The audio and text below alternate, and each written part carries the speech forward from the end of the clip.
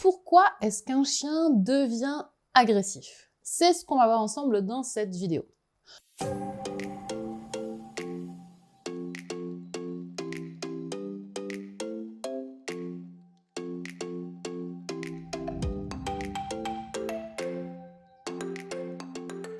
Bonjour et bienvenue dans cette vidéo. Je suis Pauline de Barba, éducateur canin professionnel et je me suis spécialisée dans les chiens agressifs. Aujourd'hui, on va voir ensemble ce qui fait qu'un chien devient agressif. Déjà, la première chose qu'il faut comprendre, c'est que l'agression, ça n'est pas la forme la plus naturelle d'interaction chez un chien. C'est même le cas d'ailleurs chez la plupart des animaux. Le fait d'être agressif envers ses congénères n'est pas une très bonne stratégie si on veut survivre à long terme.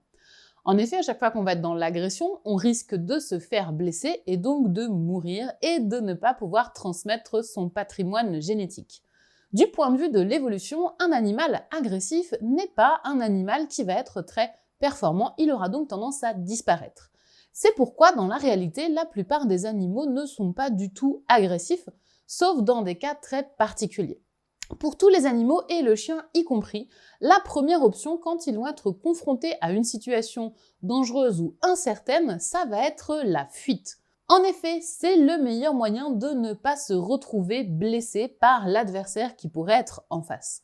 La fuite, c'est l'option numéro 1 pour la majorité des animaux. Ceux qui sont des proies, comme par exemple les chevaux ou les chevreuils, sont des animaux qui vont fuir très rapidement dès qu'il va y avoir le moindre signal, la moindre alerte, parce que c'est leur meilleure chance de survie, partir le plus loin possible. Pour les prédateurs, même si on pourrait penser qu'ils sont plus facilement agressifs, c'est également une bonne chose de fuir très rapidement. Parce que si on est blessé, eh bien c'est très difficile ensuite de chasser et de continuer à se nourrir. Là où un animal qui mange de l'herbe, même s'il est légèrement blessé, il pourra quand même continuer à manger. Donc un prédateur, et le chien en fait partie, aura donc intérêt à ne pas aller à la confrontation. Le problème pour nos chiens dans la vie de tous les jours dans nos sociétés actuelles, c'est que cette possibilité de fuite est souvent très limitée.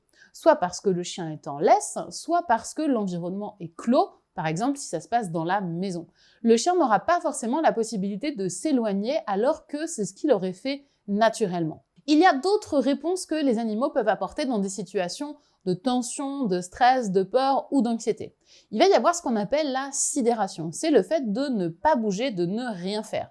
Imaginez le lapin pris dans la lumière des phares qui est complètement immobile devant la voiture. Eh bien, la sidération, c'est ça. Ça existe d'ailleurs aussi chez l'humain et c'est un phénomène qu'on retrouvera également chez les chiens, même s'il est quand même beaucoup plus rare que la fuite. La sidération, le fait de ne pas bouger, de rester complètement immobile, ça permet aussi de désamorcer les tensions en montrant qu'on n'est pas dangereux, qu'on ne va pas poser de problème et que si on passe son chemin, eh bien tout devrait bien se passer. C'est une option que certains chiens vont choisir de prendre, mais souvent elle ne va pas être très bien perçue par l'humain qui ne va pas comprendre que le chien, en ne bougeant plus, est en train d'exprimer une forme de stress ou de tension. Malgré tout, c'est important que vous, en tant que propriétaire de chien, vous soyez vigilant à ce genre de situation. Si d'un seul coup votre chien se fige complètement et ne bouge plus du tout, c'est qu'il est en train de ressentir une émotion très forte, souvent de peur, et il est important de faire attention à ça et de ne pas laisser la situation perdurer en l'état, parce que votre chien risque d'avoir par la suite d'autres comportements plus problématiques. Dans le cas où la fuite ou la sidération ne sont pas des options possibles, la dernière option qui reste pour l'animal, ça va être l'agression. L'agression, c'est le moyen de faire fuir la chose qui fait peur ou qui met mal à l'aise. Quand l'animal va commencer à agresser, son objectif, c'est pas de se battre et de gagner, c'est de faire en sorte que le truc en face parte. Parce que pour lui, c'est le seul moyen de retrouver sa sérénité. Très souvent, ce qui s'est passé avec les chiens, c'est, comme on l'a vu, les possibilités de fuite et de sidération étant parfois limitées ou incomprises par les humains, eh bien les chiens sont forcés de passer à cette option qui est l'agressivité. Le gros problème qu'on a à ce moment-là, c'est que l'agressivité, ça fonctionne plutôt bien. En général, quand votre chien va agresser un autre chien ou agresser un humain, eh bien on va le retirer de la situation, on va le reprendre en laisse, on va l'enlever, on va également enlever l'autre chien. Si c'était un humain en face, l'humain va partir. Du coup, votre chien va rapidement se rendre compte que si la fuite ne fonctionnait pas, l'agressivité va devenir un très très bon moyen de résoudre ses problèmes, puisqu'en se jetant sur le truc qui lui fait peur, le truc qui fait peur disparaît. C'est ce qui fait que l'agressivité peut très vite augmenter en intensité et en fréquence parce qu'elle est récompensée systématiquement quand le chien va la produire. Malgré tout, ça n'est pas une fatalité. C'est pas parce qu'aujourd'hui votre chien il a appris que l'agression c'était la meilleure des solutions qu'on ne peut pas revenir en arrière. Comme je vous l'ai dit au début de la vidéo, l'option numéro 1, le plan A, c'est toujours la fuite. Il est tout à fait possible d'apprendre à notre chien que, au lieu d'agresser, on peut fuir la situation. Les chiens d'ailleurs ne sont jamais très à l'aise dans l'agression. Ils ne sont pas dans cette recherche-là. Pour eux, ça n'est pas agréable de faire ça. Ils préféreront toujours trouver une solution plus pacifiste qui ne risque pas de les mettre en danger. Donc, si notre chien a appris que l'agression, c'était ce qui fonctionnait, il va falloir qu'on lui montre que la fuite reste quand même une option possible et ce sera toujours l'option que votre chien préférera prendre quand on le lui permettra. Comment est-ce qu'on va faire du coup pour apprendre à notre chien que la fuite c'est ok? Dès que vous allez voir des signes de stress, de malaise chez votre chien, donc si vous ne savez pas exactement comment faire pour voir ça, je vous conseille d'aller voir la vidéo que j'ai faite sur les signaux d'apaisement, je vous mets le lien juste ici si vous voulez aller la voir. Quand vous allez repérer chez votre chien ces attitudes-là, un petit peu de tension, de stress, eh bien vous allez immédiatement vous éloigner. Et quand votre chien va vous suivre, vous allez le récompenser.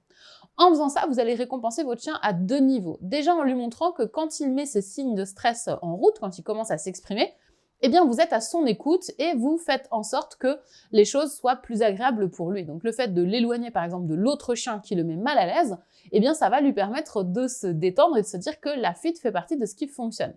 En le récompensant en plus avec une friandise, eh bien vous allez venir remettre une couche là-dessus de dire c'est bien ça que j'attends de toi. Tout comme en fait on apprend à notre chien assis, couché, on va lui donner une friandise quand il fait ça, on va lui apprendre que la fuite, c'est finalement un exercice comme un autre et que quand il le fait, il sera récompensé aussi. Du coup, votre chien va apprendre encore plus vite que c'est cette façon de faire qui fonctionne. Alors bien sûr, pour que votre chien arrive à intégrer que cette fuite est quelque chose de possible et même de souhaitable, il va falloir pas mal de répétitions si votre chien a appris que l'agression fonctionnait. Mais malgré tout, c'est quelque chose qui va apporter des résultats assez efficaces. Donc je vous encourage vraiment à le mettre en place. Comme vous l'avez vu, le point le plus important, c'est vraiment d'être attentif aux signaux de votre chien. Voilà pour cette vidéo sur la cause de l'agressivité chez le chien. Vraiment, ce que je pense qu'il faut retenir, c'est que le chien est agressif très souvent parce qu'il n'a pas eu d'autre choix et parce qu'il a été poussé au point où il a été obligé d'agresser. Donc c'est plutôt une bonne nouvelle, ça veut dire que notre chien, il n'est pas agressif de nature. C'est plus les circonstances qui l'ont poussé à réagir de cette manière. Si cette vidéo vous a plu, n'hésitez pas à la liker et à la partager. Et si vous voulez aller plus loin sur le sujet du chien agressif, je vous conseille d'aller faire un tour dans la description de cette vidéo. Ça vous permettra de récupérer mon guide de l'éducation du chien agressif en positif, dans laquelle je vais vous expliquer en détail comment est-ce qu'on doit faire quand on veut rééduquer son chien agressif. N'oubliez pas également de vous abonner, ça vous permettra de ne pas rater les prochaines vidéos. C'était Pauline de Barba de Déclic et des chiens. Je vous dis à très bientôt pour parler chiens.